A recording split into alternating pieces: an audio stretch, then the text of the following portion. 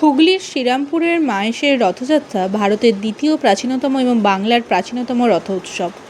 ১৩৯৬ সাল থেকে শুরু হওয়া এই ঐতিহাসিক উৎসবটি প্রায় ৬০০ বছরেরও বেশি পুরানো। এর বর্তমান রথটি ৫০ ফুট উঁচু এবং ১২৫ টন ওজনের। চৈতন্যদেব মাহেশে এসে এই স্থানটিকে নবনীলাচল নাম দিয়েছিলেন। হাজার হাজার ভক্ত আষাঢ় মাসের শুক্লপক্ষের দ্বিতীয়া তিথিতে এই রথের দড়িতে টান দেন। রথটি জগন্নাথ দেবের মাসির বাড়ি যায় এবং ৮ দিন পর আবারও ফিরে আসে।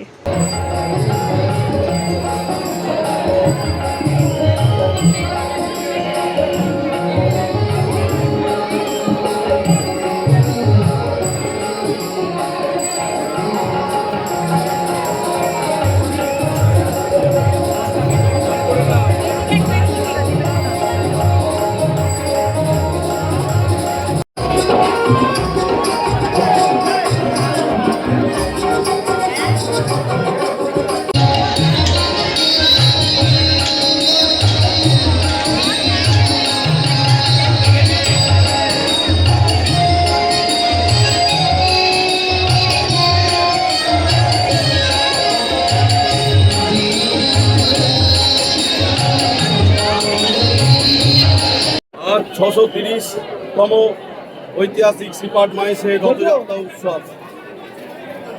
আমাদের সকাল থেকেই ভোর ৪:৩০টার সময় মঙ্গলারতি হয়ে যাওয়ার পর অগণিত ফল নেমেছে। কারণ এই জগন্নাথ মহাপ্রভু তো আর কোথাও নেই। স্বয়ং চৈতন্য মহাপ্রভু এই মূর্তিকে স্পর্শ করে পুজো করেছেন। আমাদের তো নবকলেবর হয় না। পশ্চিমবঙ্গে যদি কোনো রথের কথা উল্লেখ হয় প্রথম, সেটি হচ্ছে মাহেশ। মাহেশের দিকেই সবাই তাকিয়ে থাকে। তাই জন্য আমি বলবো যে মাহেশ মাহেশ মাহেশ তথা প্রভু জগন্নাথ বিভু পরমেশ, এমন দয়াল ঠাকুর কোথায় আছে সকল ব্যথা শেষ। আমাদের এই মাহেশে জগন্নাথ দেবের মূর্তি পাল্টানো হয় না, প্রতি বছর অঙ্গরাগ সাধন করা হয়, নব যৌবন হয়। পুরীতে যেমন ১২ বছর পর নব কলেবর হয়ে যায়, পুরনো মূর্তি সমাধিস্থ হয়, নতুন মূর্তি বেশ হয়, আমাদের গণ্ড স্থাপনা হয়, কিন্তু আমাদের মূর্তি পাল্টানো হয়। তাই জন্য পশ্চিমবঙ্গের এই বৃহত্তম এবং প্রাচীনতম আমাদের এই জগন্নাথ দেবের রথযাত্রা। আজকে সকাল ৮টার সময় প্রভুর ভোগ হয়ে গেছে, উনি বাইরের চাতালে দর্শনে বেরিয়েছে। এখান থেকে অগণিত ভক্তদের দর্শন দিচ্ছে। দুটোর সময় আমাদের শুভ সূচনা হবে। প্রথম উঠবে নারায়ণ শিলা, তারপরে উঠবে মা সুভদ্রা, তারপরে উঠবে